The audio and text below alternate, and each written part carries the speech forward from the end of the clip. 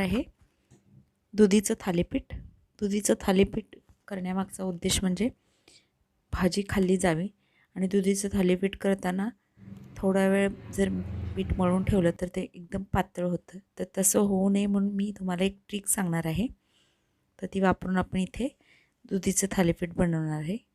इथे मी गव्हाचं पीठ आणि 1 वाटी आणि अर्धी वाटी पोह्याचं पीठ घेतले की ज्यामुळं आपलं दुधीचं थालीपीठाचं पीठ पातळ होणार नाही. तर दुधीचा किस 1 वाटी, धने जिरे पावडर, लाल तिखट, हळद, आलं लसूण ठेचलेलं घेतलेलं आहे मी, थोडीशी मिरची आणि कोथिंबीर आणि चवीनुसार यामध्ये आपल्याला मीठ घालायचं आहे आणि छान असा याचा गोळा मळून घ्यायचा.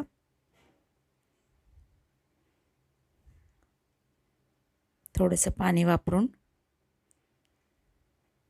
हा गोळा मळून घ्यायचा आणि यापासून आपण पटकन लगेच थालीपीठ बनवू शकतो. टेस्टला पण छान लागतं आणि दिसायला पण सुंदर आणि दुधीही खाल्ला जाईल. तर हे थालीपीठ आपण नेहमीच्या खाण्यामध्ये किंवा टिफिन बॉक्समध्ये मुलं भाज्या खात नाहीत तर आपण हे नक्की बनवून द्या. बघा गोळा एकदम घट्ट राहिलेला आहे पीठ, कारण पोह्याचं पीठ घातल्यामुळं हे पातळ होणार नाही. दुधीचं थालीपीठ करताना पीठ हे हमखास पातळ होतं, मग थालीपीठ बिघडतं. तर असं मी याला पिठावरती थोडंसं थापून घेणार आहे. ते खाली मी ज्वारीचं पीठ घेतलेलं आहे.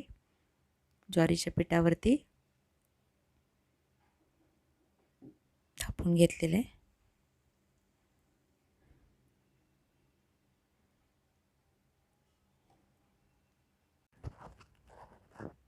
थोडंसं पाणी लावून याला भाजून घ्यायचं. ओल्या हाताने त्यावरती थोडीशी अशी हुलं करून घ्यायची, म्हणजे थालीपीठ खालून वरून व्यवस्थित भाजलं जातं आणि पटकन भाजलं जातं मेन म्हणजे. तर यामध्ये थोडंसं तेल टाकून घ्यायचं आणि यावरती झाकण ठेवायचं, म्हणजे हे पटकन भाजतं.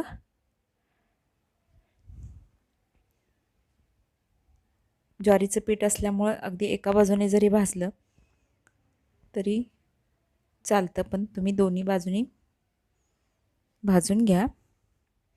टेस्टला छान लागतं आणि कुरकुरीतसुद्धा होतं. तर बघा व्यवस्थित तसंही भाजलेलं आहे. आता मी दुसऱ्या बाजूनी थोडंसं भाजून घेणार आहे.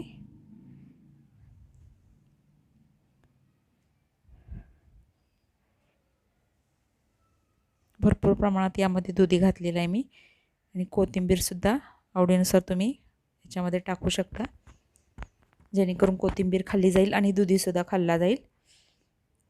तिखट मीठ मात्र आपल्या चवीनुसार जर मुलांना देत असाल तर तुम्ही तिखट व्यवस्थित वापरायला पाहिजे. तर आपलं थालीपीठ हे तयार झालेलं आहे. व्हिडिओ आवडला तर मित्रमैत्रिणींसोबत शेअर करा. कमेंट करून मला आपल्याला अभिप्राय कळवायला विसरू नका. धन्यवाद.